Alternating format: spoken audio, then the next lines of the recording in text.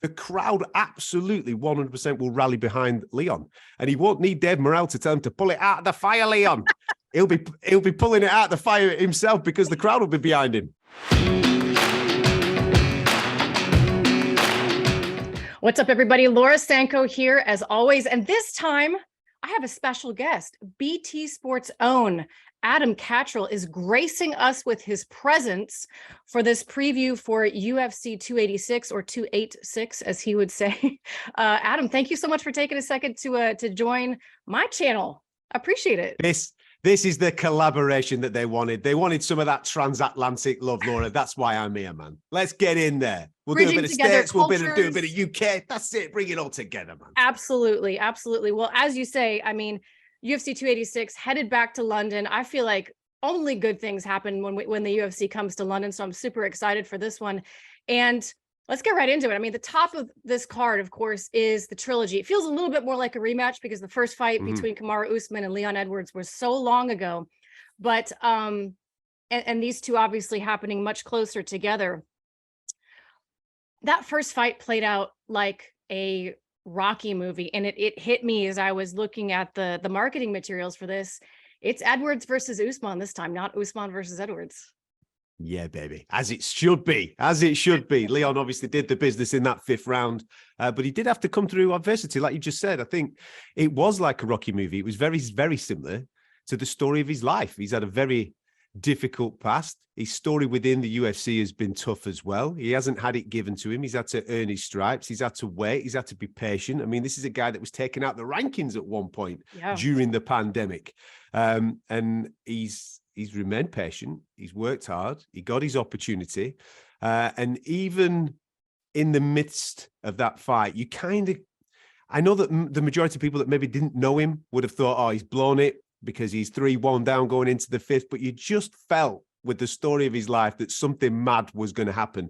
And it couldn't have been better from a Leon Edwards point of view. The way that he delivers the headshot, the way that he delivers the post-fight interview, everything just came to that one moment for him. And obviously here in the UK, we are delighted to have someone alongside Michael Bisping. So therefore he can't keep boasting to me that he is the main man. We now have another guy in Leon Edwards. Finally, we can bring Michael back down to earth just a little bit.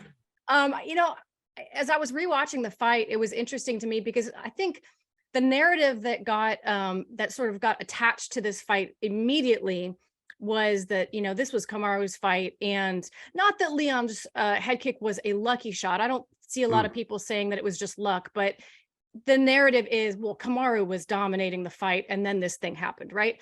When you go back and watch it, though, I think it is much more complicated than that, much more complicated than that. And the thing that really stuck out to me was how competitive, and you might even say more dominant toward Leon, that first round was. That first round was absolutely Leon Edwards looking sensational, not just in the striking, as we know that he's a phenomenal striker, but in the grappling as well. He got the first ever takedown on Kamaru Usman.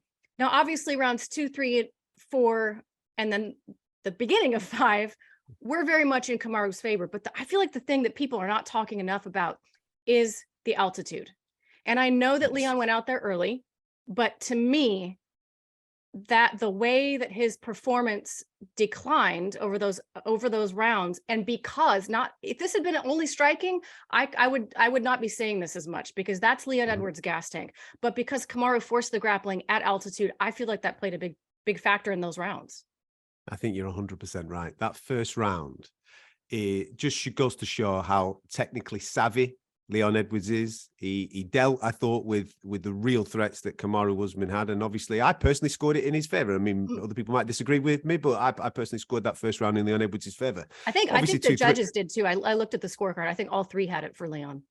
They've read the criteria. I like it. Right. So 2, 3, and 4. Obviously, everybody knows that they are Kamaru Usman's rounds, but I absolutely put it down to altitude. I absolutely put it down to him just having that major dump, and therefore he just couldn't get going for whatever reason. The strike in the 5th round is not lucky. It is the setup. We've seen him do it on many occasions. It just so happens that it all came together. Perfect timing. And when you hear Kamaru speak about that particular moment, he's zigging when maybe he should have zagged. He's actually looking to try and close the show himself, but he ends up walking on to a sensational shot from Leon. It's that first round for me, Laura. Yep. And I don't know how you're looking about at this second fight that's coming up, obviously in London, or third fight, should I say?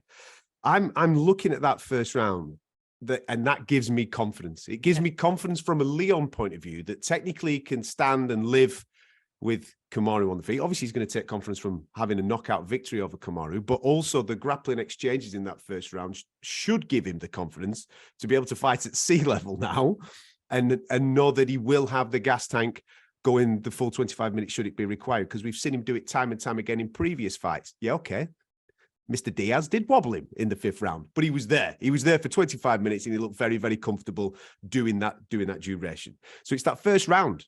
The knockout is one thing that everybody will take as the headline, but it's that first round that I look at and go, that's where Leon should be thinking to himself, I can live with this guy.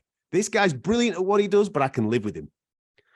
Absolutely. And to be the first to score, I mean, there's an argument to be made that Colby got one, but officially, the first person to ever take Kamaru Usman down, that is, I mean, you don't get much of a bigger feather in the cap than a moment like that. So I love the fact that he's got confidence literally in every aspect of this game, if he can maintain that gas tank. And I know it kind of sounds funny to put this all on an X factor like altitude, but have you spent much time at altitude before, like on a ski trip or anything?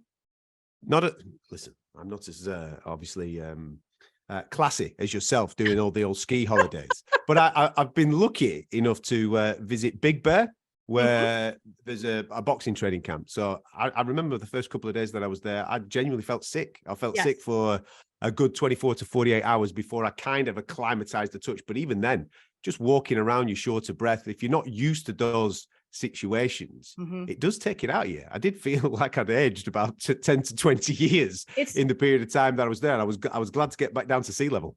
It's the strangest thing. And I guess I wanted to kind of point that out for maybe the folks listening who haven't had an opportunity to do any physical activity at altitude.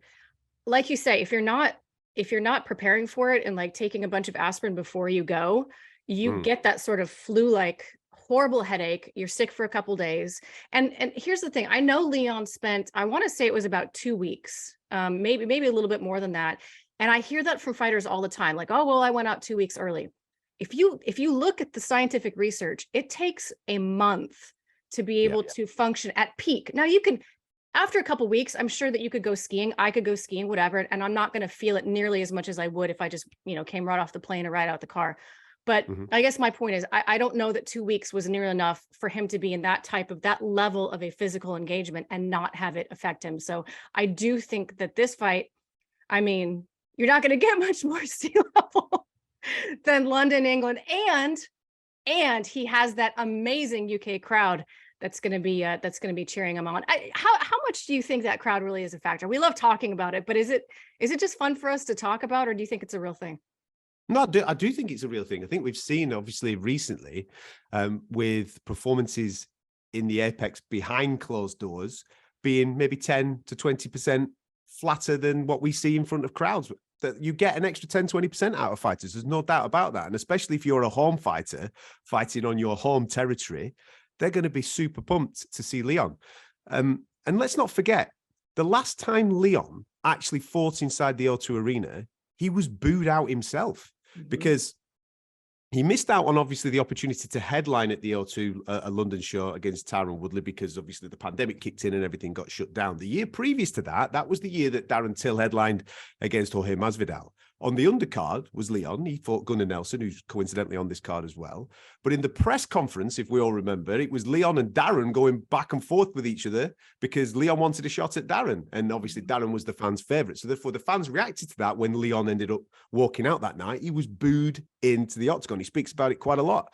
And it's something that's lived with him for a period of time. He won't be booed this time. Let me tell you, he will be welcomed in big time. But a lot of fans, obviously, super excited to see him do his thing. I think a lot of British mixed martial arts fans obviously appreciate how good Kamaru is. I don't think Kamaru will be booed. There'll be some in there that do support Kamaru, but it will be absolutely a pro Leon Edwards fight. And if Kamaru does have his wicked way, because these guys have had the best part of 8 rounds together.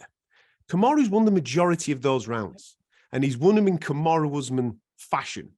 If there are moments, and I'm anticipating there will be in this fight, that Kamaru has his moments because he's a supreme fighter, the crowd absolutely 100% will rally behind Leon. And he won't need Dave Morrell to tell him to pull it out of the fire, Leon. He'll be pulling it out of the fire himself because the crowd will be behind him. That's a great impression, by the way. I try with Dave. It's an easy one to do, the Brummy one. Yeah. No, I agree with you. I think that, and I think Leon is undefeated in the UK as well, if I remember correctly. So as an amateur as well. Yeah, he's never been beaten on British soil. For him in that country. You speak about Kamaru and just how dominant his wrestling is, and I think we do have to acknowledge the fact that on paper he has won the vast majority of the time that they've spent together in the octagon. And I think it would be, I don't know that it would be overly crazy to say that, really he just needs to stick to the game plan that he had before. And I expect him to really push that wrestling earlier and probably more often than he did in that first fight. I think he's going to go to the wrestling pretty quickly. And we're going to learn a lot about whether the gas tank really was the issue for Leon, or if Leon is going to continue to struggle with that grappling. But it's, we're seeing more and more that particular speciality can be such a game changer for fighters. The Islams of the world, the Habibs of the world, when you have that wrestling that feels unstoppable, it looks unstoppable. I mean, it's such a huge asset to come into the octagon with. I mean, look at what happened in the heavyweight fight a week ago, where John Jones took to his wrestling, Cyril's out, a fish out of water, and the fight was done within seconds. It's the path of least resistance for Kamaru. Absolutely, he should be wrestling, because although his stand-up game has absolutely developed under the tutelage of Trevor Whitman, we've all witnessed that. In the back of his mind, surely, I don't care what he says to me during fight week next week, whatever is in the back of his mind, he's going to be thinking, this guy knocked me out on the feet. He knocked me out. Why would he even contemplate giving 1% of an opportunity for that to happen again? Take the path of least resistance, get to him as quickly as possible, as quickly as you possibly can, and get him on his back. And let's see if Leon Edwards can live in that world again. I like to call it GoPro footage. Like that image from Kamaru's own perspective lives in his brain. And I think it's really difficult, as mentally strong as he is, as any fighter is. I think this would affect any fighter. There is a certain amount of, I'll label it PTSD for lack of a better term, that exists when you get knocked out like that. It's just there. It's not necessarily fear, but it's there. And the fact that it lives there influences your decision making in your next matchup, especially when you're facing that exact same person. So I think for both of them, and Leon has the same GoPro footage, but it's on the other side of it, seeing himself be able to knock out a guy who had not suffered that fate before in the octagon is absolutely huge. I saw your interview with Leon on YouTube, and I'm not sure exactly when you did that, but I could feel, I don't know. I shouldn't say it. I've interviewed Leon, I don't know, a couple of times, but never a long form interview like that. And I know you've spent a lot of time around him. I got the sense just watching it that he's in a different place than he's ever been in his entire career. Is that fair to say? I think he has lived with the thought in his head that this was going to happen always. And there's been doubt, hence the speech that he gave afterwards when the microphone was put in his face. He's talking about, look at me now, doubt me now, and all these types of things. And as a champion, he's always thought it. He's always thought, I'm going to make this happen. I'm going to make this happen. Now that the realization is here, and other people have actually seen it for real and are now calling him champ, and there's a new spring in his step. There's a new confidence. There's a new swagger about what comes with when you're speaking to Leon Edwards. Yeah. And going back to what you've just said 2 moments ago about that GoPro footage, yes, we've both concluded that Kamaru Usman's probably won the majority of time that these two guys have spent in the octagon together. But the key significant things where we talk about this particular fight, Leon Edwards has got moments there where he can hang on to. From a grappling point of view, that first round, obviously it's Salt Lake, and he has the knockout victory. So he knows he can hurt him. He knows he can do him on the feet, and he knows he can live with him to an extent on the mat. And if we put it down to altitude, could he have continued that on? He will have an incredible amount of confidence coming into this third fight. From a Kamaru point of view, you bring up a fantastic point there, because when you have been damaged like that, when someone has done something like that to you, we're only talking split seconds. We're only talking about a split second in decision making when, am I going to go for it? Am I not going to go for it? And that can be the be all and end all in a fight of this magnitude at this elite level. For me on the mats, listen, I've got all day to think about it because of the level that I grapple at or kickbox at. But these guys, you give a split second, you're out of there. Yeah. So I think it will make him hesitant slightly on the feet. Hence, like what you've just said, I think Kamaru is going to go for the path of least resistance, and he's going to try and grapple as early as he possibly can. But what happens if Leon stuffs that first takedown? The crowd's up. The crowd's going to go wild again, aren't they? They're going to go, you thought you were doing that, did you, today? Well, we're not doing that. Let's dance, boy, and let's see what happens. Do you, when you go back and watch that first fight, I think it's easy to look back in retrospect and say, of course, Leon never questioned that he could win the fight, because he did go on to get that knockout and clearly was in that round and set it up, as you say, not at all an accident. It was something he practiced. It was something he knew might be there coming into that fight. But it's hard to deny, I guess, some of the body language and some of the energy that his corner was trying to pull from him going into that last round and also going into the fourth round. What do you chalk that up to? Do you feel like that was just frustration, again, due to the altitude? Because another thing I think is unique about altitude, at least how I've ever experienced it, your muscles don't necessarily feel that insanely tired. Of course, you're going to be tired. You're in a fourth round of a championship fight. It's the feeling of not being able to breathe and not being able to make your body do what you know it's supposed to be able to do. So at least for me, when I see him, and he did look dejected. I mean, I feel like we have to acknowledge that he looked frustrated, maybe dejected is not the right word, but frustrated at the very least about what was happening. And his corner was doing his best to pull that fire out of him. I'll let you do the impression. I'm not even going to try. I would just embarrass myself. But there certainly was an emotional roller coaster to that fight. I guess I'll say, he opened the fight, not making eye contact with Kamaru. I don't read into that, but it's just a fact. He was looking right over him, right past him. And then the end of that fight, of course, the speech, the mentality there, it's quite the journey. It's quite the journey that he went through.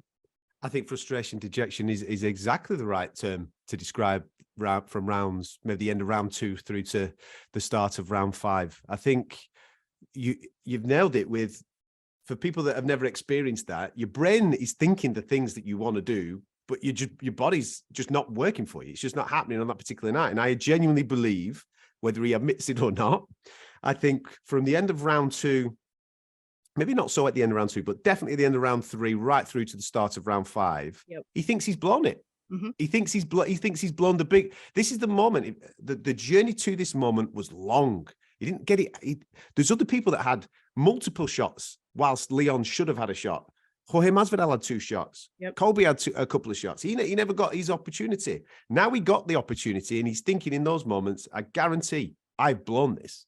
I've absolutely blown it. And it's not a case of, don't get me wrong, the speech is fantastic from Dave Morrell. He's in the corner and he's pepping his boy up and he's getting him in the mood. And now, obviously, with hindsight, it looks absolutely fantastic. What I think happens in that 5th round, mixed martial arts is especially striking. It's a moment, it's sequences. So it becomes automatic. It becomes robotic. When you drill something for such a long period of time, it just becomes robotic. It's not necessarily that you're thinking about it in that particular moment. We saw that with Alexa Grasso. There you go. It's not like I've seen this and I've seen this and I'm doing this in this particular moment. You're just going through the robotics of something. And that's what happened in that moment. It's not like it was an emotional reaction to something in the moment, I think, from Leon. It was just there in the back of his head. I've done this 30,000 times in the gym. I'm just going to do it. And the lightning struck and all the timings came together. Kamaru made a mistake at the right time. Leon did his thing at the right time. Bish, bash, bosh.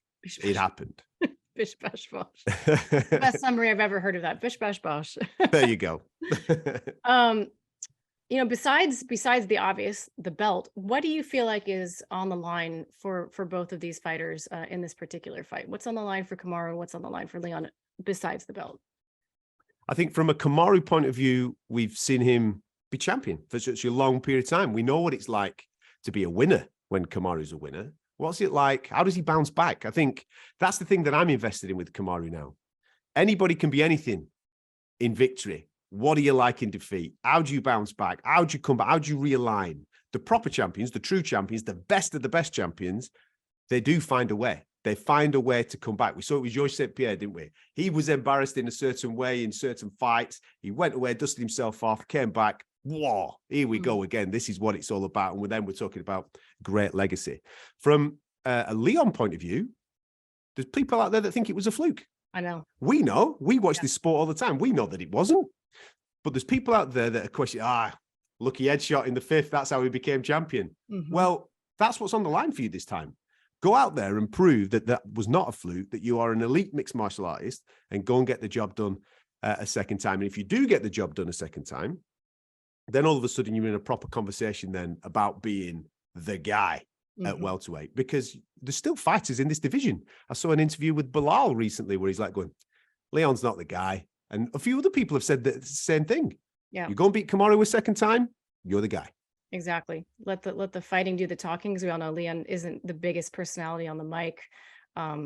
He lets his fighting speak for itself. I'm excited for this one, Adam. I think that this is going to be a chess match, and I think we're going to learn a lot in that first round. It's going to tell us so much about where Leon is with his gas tank, whether he can defend the takedowns, and what Kamaru's game plan is going to be. That first round is going to tell us a lot, but regardless, I am excited for this one, and I appreciate you taking the time to chop this one up with me. I'm jealous that I'm not going to get to be there, so you'll have to watch extra passionately for me. I will. Listen, I think you're missing out on some very poor weather here in the UK at the moment, if that's any compensation. It's pretty here, to be honest with you. I don't know if you can see outside, but it's very dreary and rainy. I brought the London weather just to set the right stage for this video. Yeah, we'll see you there, guys. Thank you so much for watching this main event breakdown for UFC 286. Hit like, hit subscribe. We appreciate you, and we appreciate you, Adam. Thank you so much. Thank you, Laura.